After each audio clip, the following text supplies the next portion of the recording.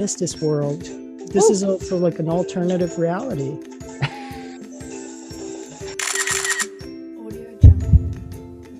Alternative reality, you know. I feel like I just saw you. Here's my question. Have you had work done? Oops, sorry. I like cosmetic surgery.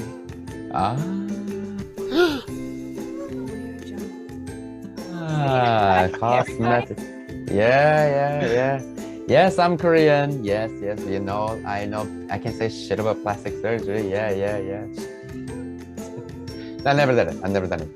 You never done it? But in Korea, we had talked offline. You said that there are a lot of cosmetic surgery.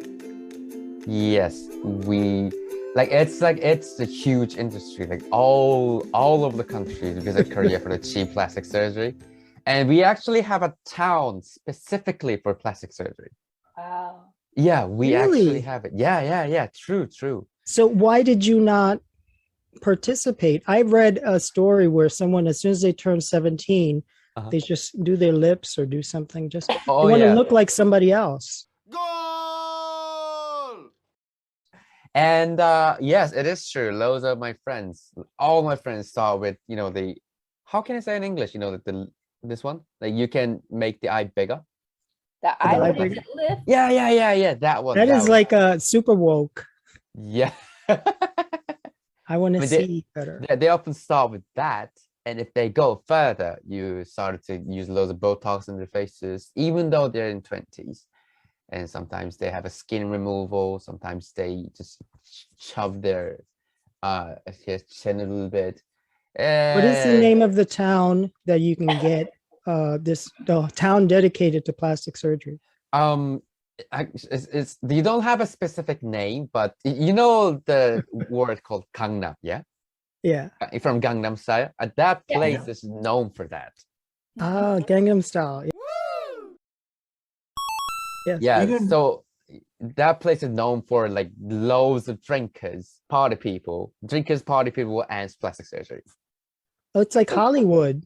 Yeah. I've been thinking about, like, would I get it? You know, like my goal trajectory is I just want to be the neighbor on a sitcom because I set the bar really low. I don't want to be like, I want to be Kramer on Seinfeld, like the guy, you know, the creepy guy that walks in and said, "Hey, do you want me to babysit your kids?" That guy. I want to be that guy. But so, do you want to do plastic surgery, Henry? Yeah, not yet, but it's on my bucket list, I think. Like just before that last year, I just got the cancer diagnosis. I mean, like, yeah, let's do it. That to save the work that they do when they mummify the body, you know. I want to look like I'd like to look like Bill Cosby. Okay, you're investing money. You're really going all in here. It's like Michael Jackson in reverse. Michael Jackson made plastic surgery here amazing because you went from black to white. That's correct. Yes, my goal, according to my sister, is to be the whitest person in America. That's what my sister says. Oh, good luck. White people up in here. Oh God. It's got to come from within now. It's got to come from within. The whiteness can't come. You can't be white. You got to be white. I'm eating a lot of white stuff. Yeah, talk to baby Yoda. You got to learn the Force. Gotta will. You don't even see me. You just see my whiteness. Yes, and that's just. I don't want a lot of white privilege. I just need 12%. 12%. Yeah, that's right. 12% milk, like that. Yeah. I'm in the same boat, Henry. I need the same. Just a little bit, yes. But let me ask you, because I understand you've had a very interesting journey. And I've been thinking about this because I have similar thing. Like you're an outsider where you live. Mhm. I'm an Yeah. outsider in society. Done. You know. But why did you go to Japan? For simple reason, I needed a job. It's really tough to find a job in Korea. Like, it's no joke. Like 30% of unemployment is actually happening in Seoul. And loads of my friends, they're over 30, they're still unemployed, never had a chance to get a job. And yeah, and you know, Japan, their standard is pretty low. Like if you can speak They let Japanese, anybody in. yeah, if you can speak Japanese, if you can speak English, and if someone looks like a Japanese, you're in, baby. Would they let Puerto Ricans in? Could be. You have a US passport. Yeah. Oh, yeah. Good one. Yeah. And you know, they're very racist. They're very, how can I say? They're very racist to everyone, but except white people. So you guys are okay to get it.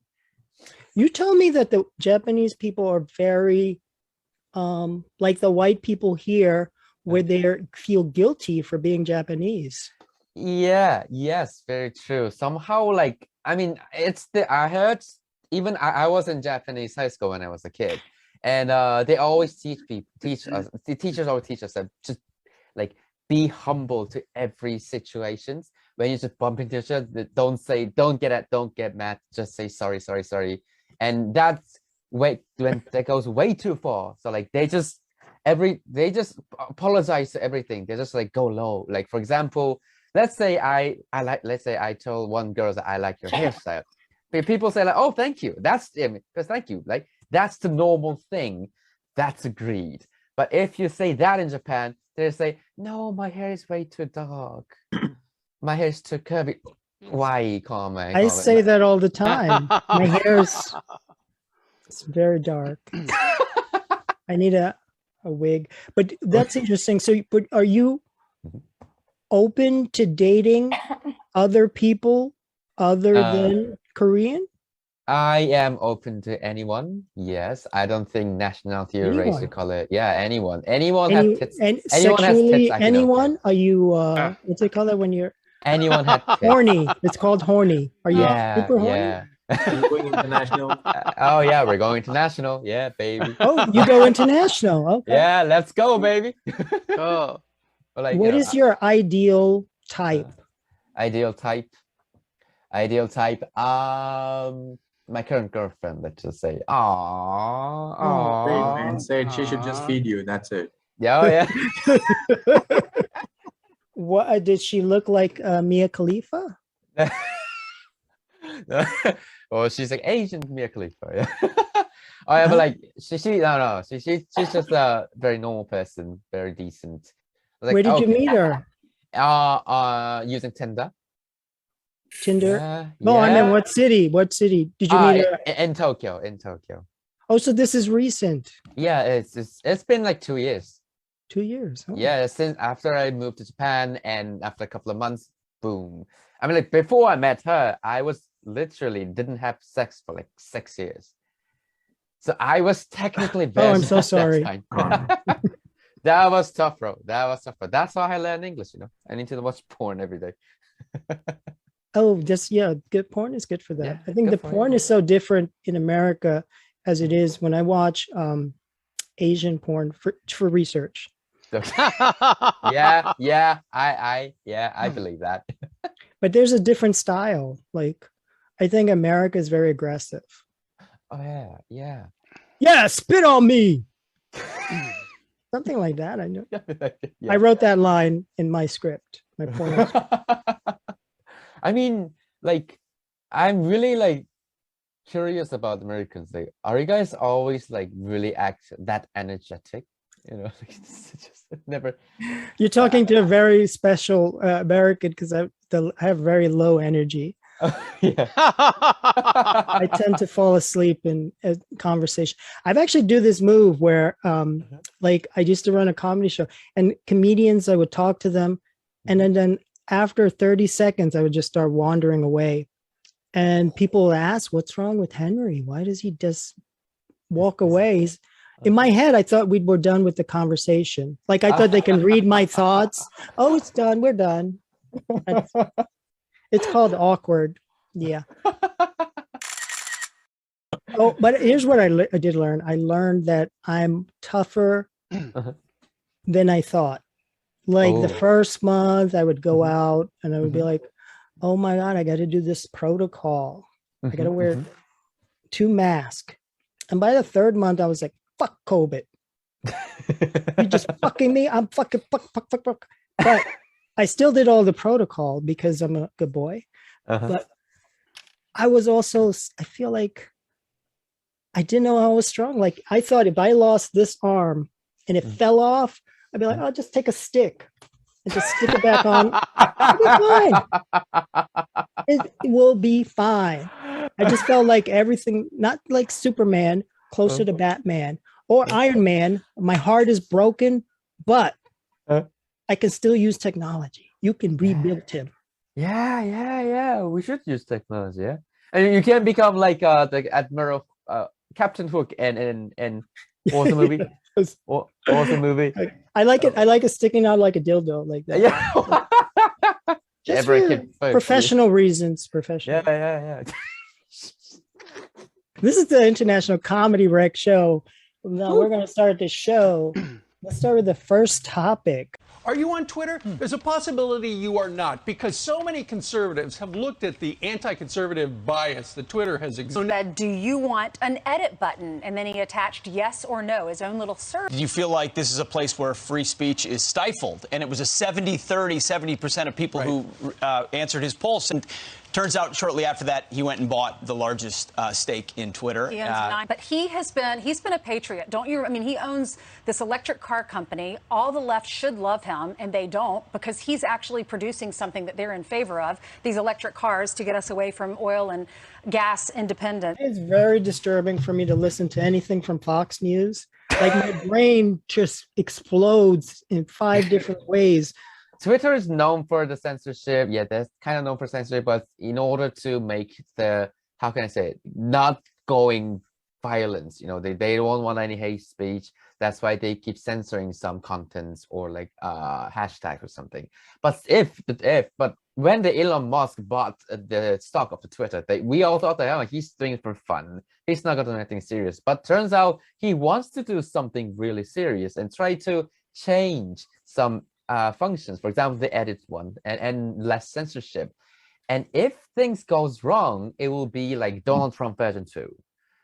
Or if this goes well, it's gonna be, we're gonna protect the free speech. So I just want to listen other comedians' opinion about, will these changes might Elon Musk do will make stuff difficult for us to do the jokes, or will it make or people to get more, how can I say, just go violent. But I know what you're saying. Every comedian that has been canceled, Louis C.K., yes, my girl Roseanne Barr, I want to buy a Tesla car.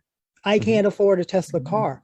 If you create this technology that saves the planet, think of the planet, give it away, give away the technology. Why is he, how much money can you spend, Mr. Elon Musk? I do like smart people, but I think his decision to capitalize on the backs of Puerto Ricans. You can't afford a Tesla.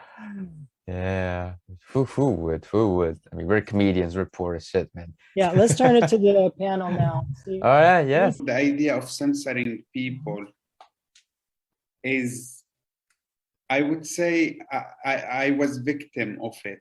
And that's exactly why we have problems in Yemen. And I feel that's exactly why the US is the country where everyone wants to go. I was so scared also during COVID when they started to censor people and other opinions and saying that, okay, this people, and I feel that you cannot censor people. You need to let everyone say whatever they want. And I feel that we don't know why we are in Earth and we don't know where we came from. So who you are to say this is right or wrong? And censoring people, as I said, it's the first step for losing, and it's the first step for creating conflicts and problems. So God bless America. And also, I love Elon Musk.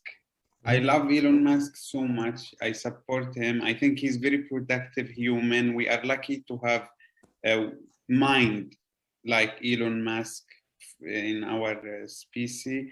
I truly believe that Elon Musk is every extremely rich villain in any DC movie. You know, he can be buying things and making the world better upstairs in his office, but downstairs he's growing an alien. Absolute power corrupts absolutely. It's a rule. I like that right now he's saying that I have the money to make changes and I'm going to do it, but I don't trust him. And I believe that there should be no such thing as cancellation. I believe that society should be able to respond to something, and we should, as a group, decide what's appropriate through our own response and movement towards how we want to be as a society. So like police ourselves? That's correct. If somebody says something that you feel is offensive or harmful, respond to them and say, I don't think this is appropriate. This is what I think. And then if you feel like it's creating a movement of hate or whatever, you create your movement of love and you gain support from society, and they will make the rules. They won't support that kind of energy, and you don't have to cancel them. Elon Musk, please, when we had COVID, he made sure he didn't care about his employees working. He didn't care. He did not care. Was he walking around sneezing on them? Oh, no, he was too far away. He said, I can be in space. I don't care. Keep working. I don't care. I don't need any PPE. PPP. He didn't care. He didn't care. And he owns Twitter now. You better know it. I mean, just look at our textbooks in school. It's like the victors are the ones that look so amazing in all the history books, but we don't hear like a lot of the other story. And the value of Twitter has been that when the dumbest person out there, let's just use them as an example, will go on and make all of these misspelled words and say something really just horrible, you know, in the moment, is that it is truly, and here's the value, capturing a moment of who we are and where we are in the development of our humanness, you know? And so to add an edit button would, on one side, take away that value of, you know, it's kind of akin to all those like Confederate statues we're taking down. A lot of progressives are like, take them down, you know, they're making people feel bad. Okay, there's that. But if we don't know our history, we're doomed to repeat it. So Twitter, in a small way, kind of reminds us, holy crap, did I say that in 2013? Let's never go back there again. And so if there's an edit button, it's almost like giving us all permission to clean, to scrub, to comb through our history so that it makes sense for the year 2027 or the year 2038, because the pendulum swings. I want to say something about that, because I agree with, there's stuff in everybody's past. So even just 2 years ago, I said something, I was like, I think I regret that. But then I had thought a competing thought, no, I shouldn't regret that. But it's things that happened that you said 10 years ago doesn't define me. Every year, I'm a new person. Next year, I'm going to be Oprah.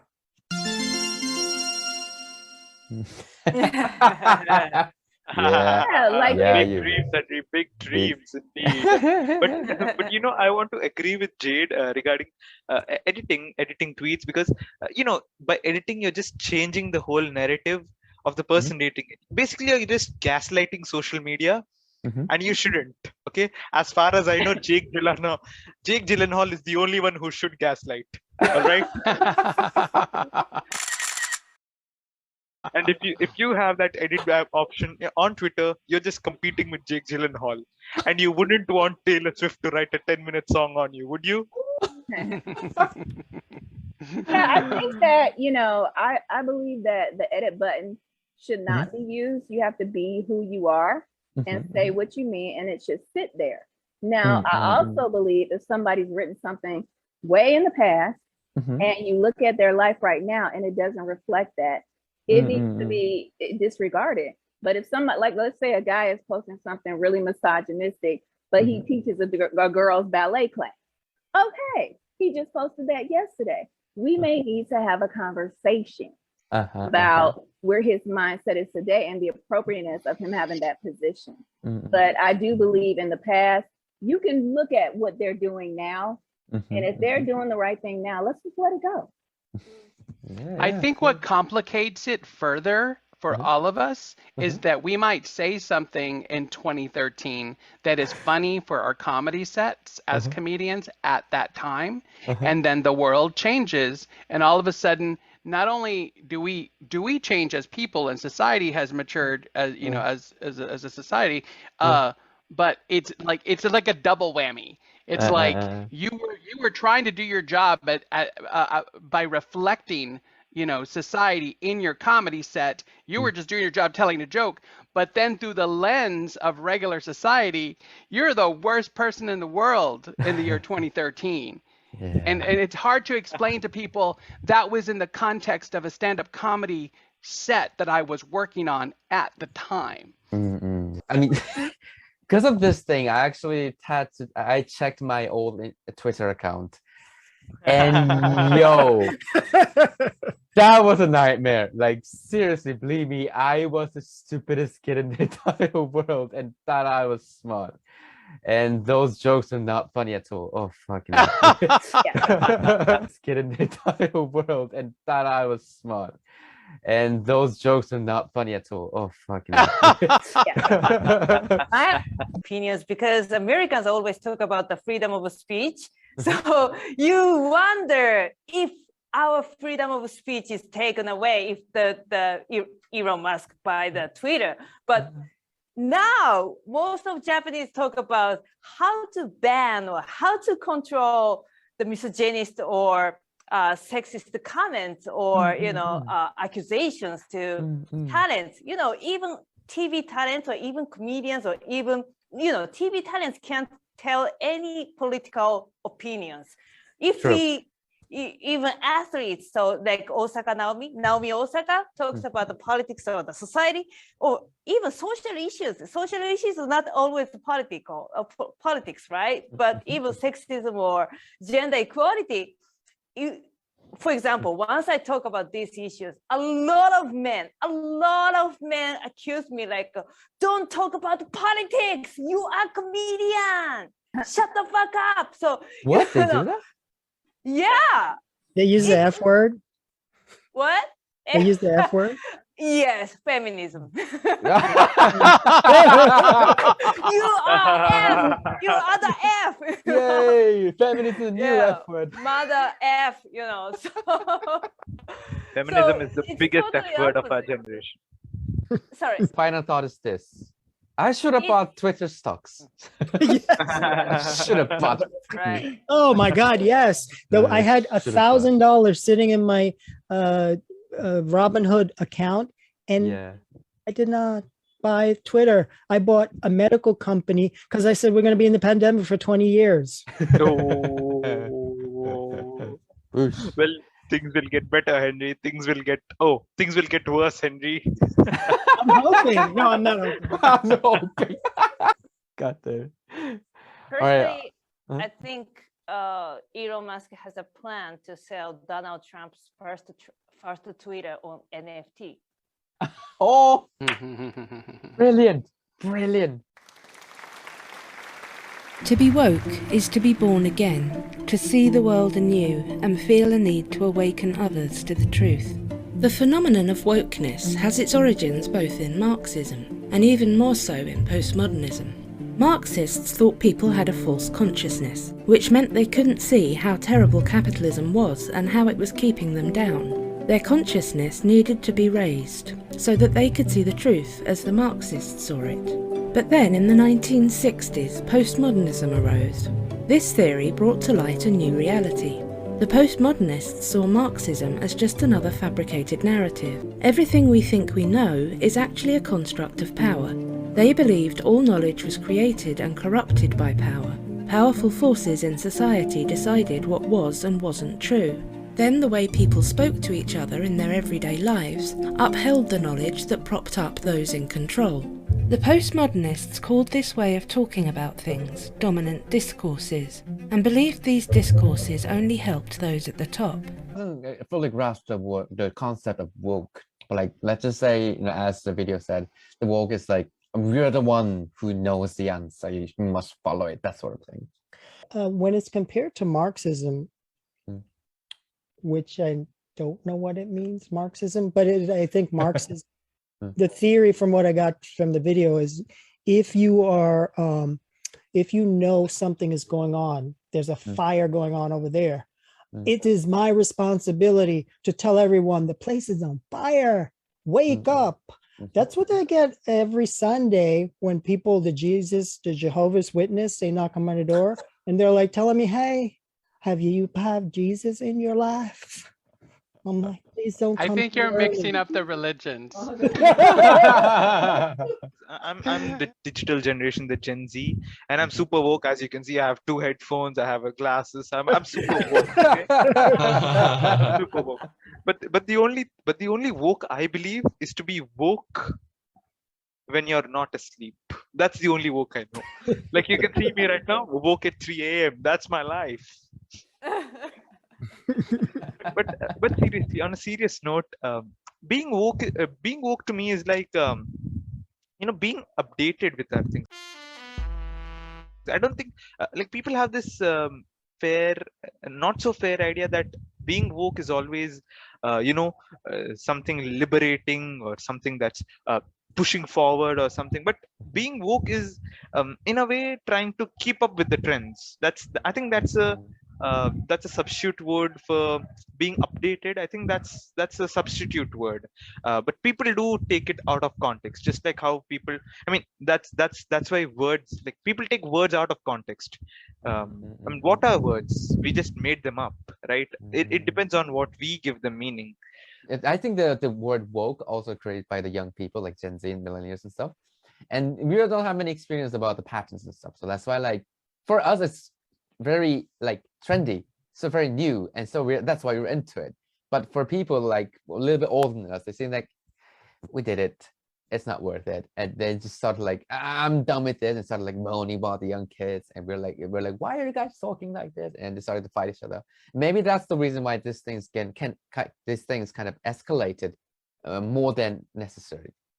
But the woke people that do this snapping thing, that's a poetry thing. Oh my Lord, please stop it. Let's cancel that. Can we just cancel that part? It's their way of not interrupting your flow. Like if you get snaps at your stand-up comedy show, it's like they think, I believe, that if they clap, they're gonna disrupt. Oh. They don't know that we like applause breaks. But in poetry, you don't want to interrupt the flow. So it's like, you can hear it, but you can keep going, and it's not going to bother anybody. Oh, guess the other thing. One other. I don't. What happens after Z, the letter Z? Gen Z. Do we start over again with A? Gen Alpha. Gen Alpha. Yeah. Yay. It sounds like Z sounds like you're better than me. Yeah, we're the end of the alphabet. We're the top of the food chain now. I'd like to pull out the victim card. Okay. That is a neat thing. Yes. So I had a conversation, I think I mentioned it before, with this very woke, she was just an educated girl from Poland. She was from Warsaw. And we were talking about the history of socialism and communism. And I must have come out of my mouth that history of like, oh, that's a bad thing. And she said, why would you say that, Jade? And I said, well, it's communism, right? And she says, I'll never forget this. She said, communism, socialism, it's not a bad idea on its own. It's just an idea that got kind of messed up because of a few powerful men who abused it. So all this time later, you're seeing people again talking about healthcare and housing rights and reproductive rights and all this stuff, which is kind of what, arguably, what socialism and communism the foundations of those ideologies. So again, we look at this pendulum that happens, and how if it doesn't work completely, I think in our minds, then throw the baby out with the bathwater. And then 100 years later, somebody's going to say, hey, wait a minute, that was kind of a good idea. Let's try it again. Speaking of being woke, I find it interesting that that grammatically incorrect term that was kind of taken from Black culture is how everyone says, oh, are you woke? Are you woke? Now, when I was growing up, it was very important to have proper diction and grammar. So each time I hear woke, it's like a punch to me, because it's like we're talking about how intelligent and how accepting we are, but grammar is thrown aside. Oh. Well, hold on. Now people on the other side, Marlene, will come back and say, but that's language justice. But I'm saying I'm awake. Nice. That needs to be the title of your biography. I'm awake.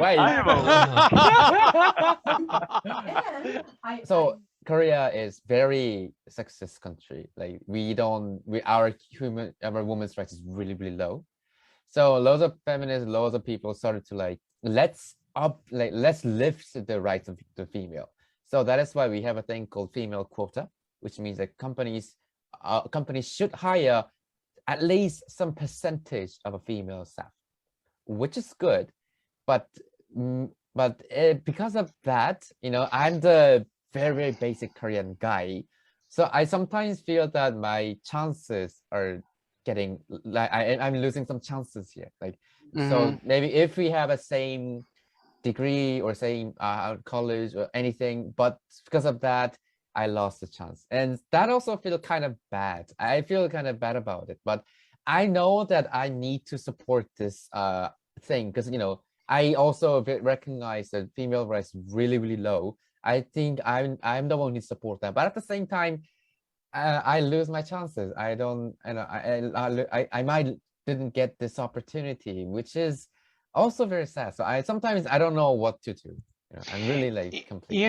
When you say that, I'm thinking of the history of gay pride in the United States. In the beginning, from the 70s to I'm going to say the late 90s.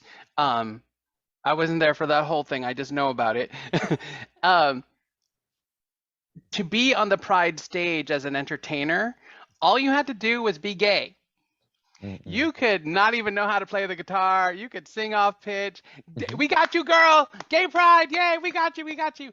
And then in the 90s, in the late 90s and into the zeros, I remember there was a lot of backlash among gay performers saying, why is that straight woman headlining Chicago Pride?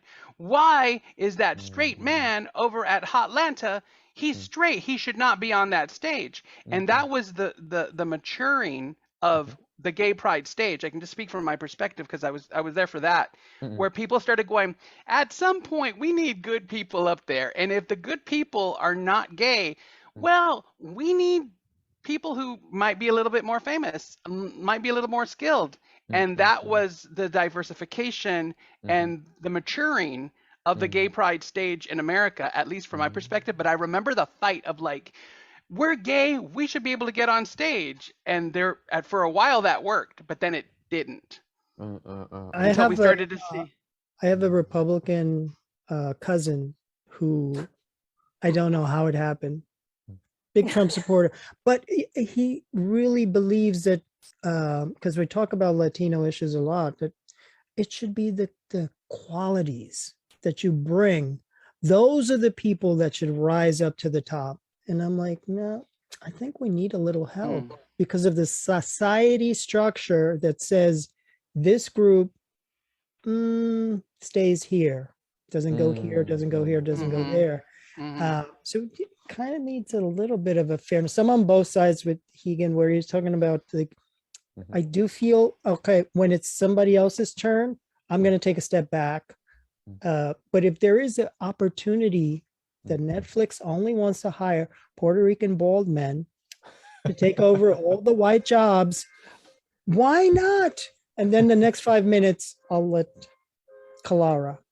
I think I'm woke, not too much, I guess. But for me, it's very interesting as a Japanese and who has experience as Japanese comedian who are banned to talk about even politics, even just a letter of P of politics, you know. So American stand-up comedy has been woke for me for about 10 years, like talking about politics and the gender and the LGBTQ since 10 or 20 years ago. So, but recently I just noticed what real woke means actually from my real experience. I just found out how much I was controlled by invisible power. Yeah. And that's a patriarchy. Yeah. So, you know, you guys in that YouTube video talked about the Marxism or, you know, the structure of or government power or everything. But the key is, you know, individual idea, and each person has to take off the eyeglasses. So, and I was kind of shocked that the YouTube video we just saw described that being woke is like a telling or trying to awake other people or telling people that I am right or I am correct or something like that. But for me, being woke is more like a censoring or checking myself and keep updating myself. So yeah, so for me, maybe some of you might know that I went to HBC Historical Black College, and I had never thought I was racist before going there. But once I went there, I did a lot of racist stuff in Japan. But I didn't notice that, you know, I was like, yeah, I love hip hop and I love Black culture. I am Black people, something like that. It sounds really racist. I might try to wake up people, especially in this country, in Japan now. But yeah, to make the society change better, to change the society better, I think everyone has the function. Everyone should have the function to check ourselves, not blaming other people or not pushing people too much. Just checking. But before I've been to London, yes, that's how I got my fake British accent. Thank you. Seriously, I also had similar experience. I never thought that we have so many different kinds of people that we don't even know who this guy come from. Like, we can't even specify it. And that also gave me loads of ideas of, oh, I was actually racist, or like I didn't know about this very much. So that's why, even though that was unintentional, I sometimes speak something very offensive to people. And yeah, and of course, like if you just say don't be a racist to everyone, that's just annoying. But like in a, how can I say, like in a certain, at least a level, like maybe you shouldn't say that, you know, just opinion, just suggestion, that sort of woke level, I think is still fine. It's about tone and intention when you're trying to have a conversation with someone who disagrees with you, and at some point, today it's Elon Musk, but in the future we might have we might be in a situation where we are the influencers, and having that nice skill of being able to give the other person who disagrees with you the benefit of the doubt that their intention is not, you know, mean. It's not coming from a bad place. It's just coming from an uninformed place. And that's why visibility, I mean, look at all of us. We represent vastly different people just in this Zoom room. But visibility and living our best lives and telling our stories the way we do, or doing whatever, that is the best way to lead by logic and by example. Because I think the Matrix, the first episode where the red dress girl is, they explained it very well. This woke culture, it's everyone is into the system, and we are trying to free their minds, which I don't want to do. I don't want to free minds, is because once everybody is awake, that's the end of our human race. That's it, you know, because when what we are doing, we are awakened telling them, hey, you shouldn't be working for money, you know, it's too, you can't even pay for your own house in this lifetime. This is the woke thing, like the social construct, which is constructed during the industrial age, where we have to work for money. They are converting from farmers to employees, which they have, there's a big benefit for them. But now today, when we go to work, we can't even pay our house loan. Come on, man. You know, that's what is happening. So when we are trying to awaken people, hey, they don't need to work. So company has no one to hire. When they have no one to hire, they have to use robots to replace us. And that's the end of our human race, you know. But I'm glad people who don't want to be awakened continue to work for us or work for something else, you know. I love that. Finally, my final thought is, if anything should be banned on Twitter or get cancelled, then it should be those idiots on internet who trend BTS every time and get hurt if their untalented group doesn't win a Grammy or something. Yeah, don't cancel dick pics. Please don't do that. No, that'd be horrible. That's Elon Musk could just get in his ear enough wokeness to give every Puerto Rican a Tesla car. I think that would change society. It would be better for the environment, and poor people can drive nice cars. You would just have loud music booming from it. That's the problem. Que bonita bandera! Que bonita bandera! Oh my God.